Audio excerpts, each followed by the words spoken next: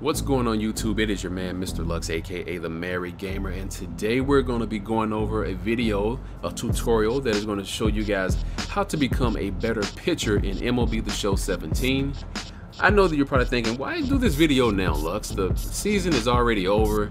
Well, it doesn't matter. People still play this game, and you guys really enjoyed my hitter tutorial. So let's do one for pitching, shall we? So I want to break down a couple things here. So the first thing is I'm using post pitching, and that's the most, for me, I like that because I'm not forced to watch a meter the entire wind up for my pitcher.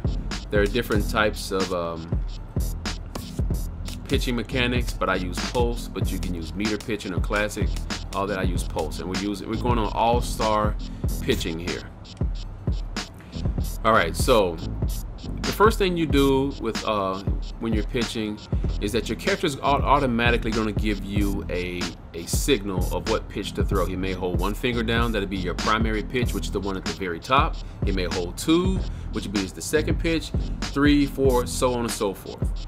So, but if you miss the signal from the catcher, you can hit R2, and the catcher would see he put down one finger, so he lets me know he wants me to throw my two-seamer. And if you look at the two-seam icon, you'll see a little glowing circle around it, a little gold kind of glow to it.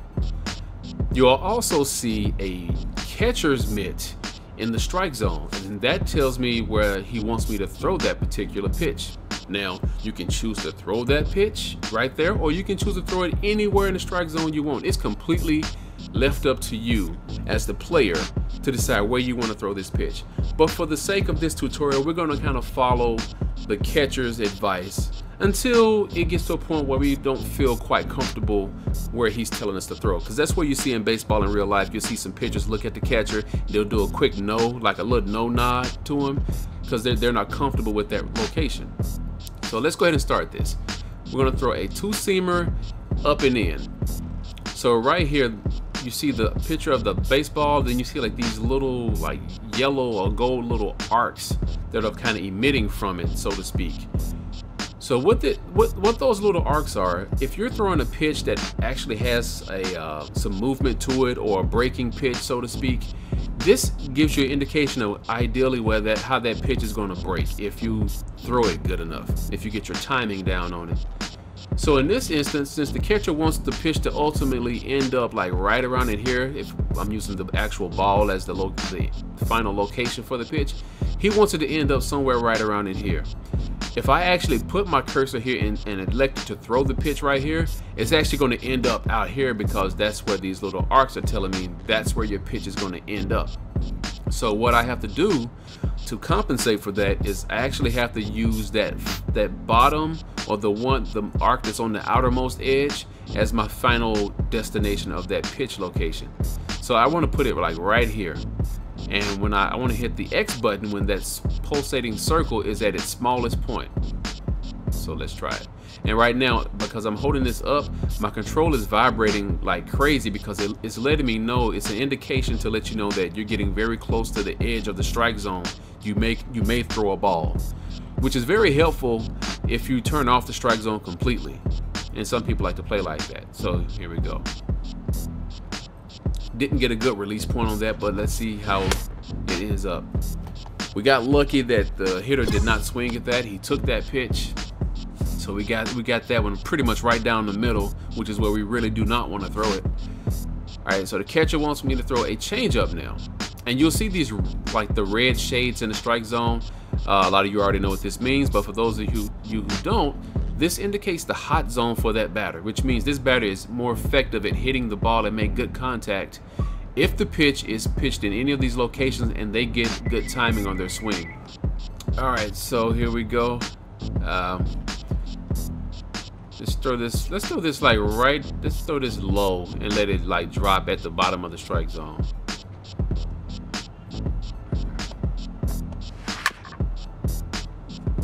All right.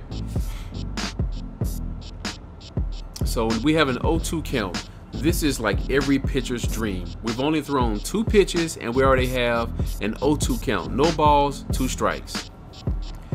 There's tons of areas that I can go now with my next pitch, because I can either waste a pitch, and basically when you say waste a pitch is that you're going to purposely throw a ball because you want to see if that hitter is going to chase it.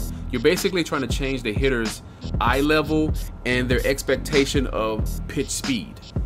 So I've thrown a, what did I throw at first? I throw a two-seamer and I've thrown a changeup. So he's seen fast, he's seen slow, but he's also seen them in two different locations. So we kind of got the perfect setup here. What is our catcher telling us to do? He wants us to throw a four-seamer up. Ideally, you want to stay away from fastballs up in the strike zone because that's the power alley for a lot of hitters. And as you can see, his hot zones are also up there in the zone. So we're going to elect not to do that. What I'm going to do is I'm going to focus on his cold area, which is low, look like it's low and away. And for that, I'm going to throw my cutter right here. And as you can see, if I leave it right here in the default location, I get just those two little gold icons that shows where it's going to break. But if I go low, you see I get a third one. And what that means is this pitch is best thrown when it's thrown low in the zone from this pitcher. So if we go right here, I'm going to get much more movement and break on that pitch. But I don't want it to be a strike though. I want him to chase it. So I'm going to put that last little golden arc on the outer edge of the strike zone. And if we get good timing on this pulse right here, he may bite. So let's see. Pretty good timing. But there was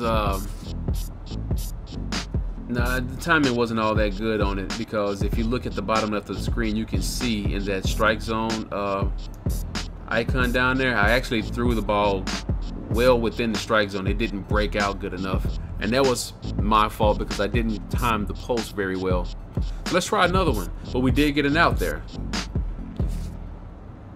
Fastball up, and then this is a cold zone for this hitter, but I don't like this, but I'm going to do it anyway. There we go. So the cold zone is living true to this batter. He doesn't have good timing and he's not making good. Now, this is where I'm going to look off this pitch. And when I say look off, that means I'm going to not throw what the catcher wants me to throw, especially not in that location. He wants me to throw the exact same pitch almost in the same location. Not going to do it. We're going to throw instead a cutter. I'm going to still come out on the outer edge because he's already seen pitches on the outer edge, but he hasn't seen one low. And we're going to let it tail into the strike zone. Look at that. It tailed in at the last minute because he thought it was going to be a ball. But because that's also one of his cold zones, and that pitch just broke in at the last second and caught the edge of the strike zone. All right, so let's see where our catcher wants it. He wants us to throw a changeup. Not a bad pitch selection. I just don't like the location because our last pitch was low. So instead of doing that, I'm going to give him a four-seamer. We haven't thrown that pitch yet. And I'm going to come up, way up and in right here, and see if we can get him to just strike out looking. Okay, no, but that's a good pitch. You get him away from the strike zone. You back him off a little bit. Now what we can do now, I'm gonna come back with the cutter because we've thrown a pitch high, we've thrown one low, and we've thrown one high and in. So we kind of got him a little nervous because he's thinking up and in now. But we're gonna come right back with that same cutter and see if we can get him again. So we didn't get him with that, and he was kind of waiting on that. So what we're gonna do now, I'm gonna show you how you can still play with their mind. Instead of throwing a cutter, we're gonna throw a fastball. We're gonna come over here. We haven't come in this quadrant of his strike zone. We're gonna come right here, low and in with a fastball. With the four-seamer, should get him. Got it. Caught him looking. And that's what you have to do in this game. You kind of have to use some of your own common sense as to change different locations, change your pitch speeds, and you can go by with sometimes what the catcher wants you to throw if you're not sure what you want to throw. But then when stuff just doesn't feel right, go with your gut and throw something different. So I hope you guys enjoyed this pitching tutorial. I will post another video regarding pitching of in-game action, because I want to talk to you guys about warm-up pitches and how they can benefit your pitcher, and also about confidence level and energy. So again, if you enjoyed the video, thumbs up would be greatly appreciated. And until my next video, I'm Mr. Lux, aka the Merry Gamer, and I am out. Peace.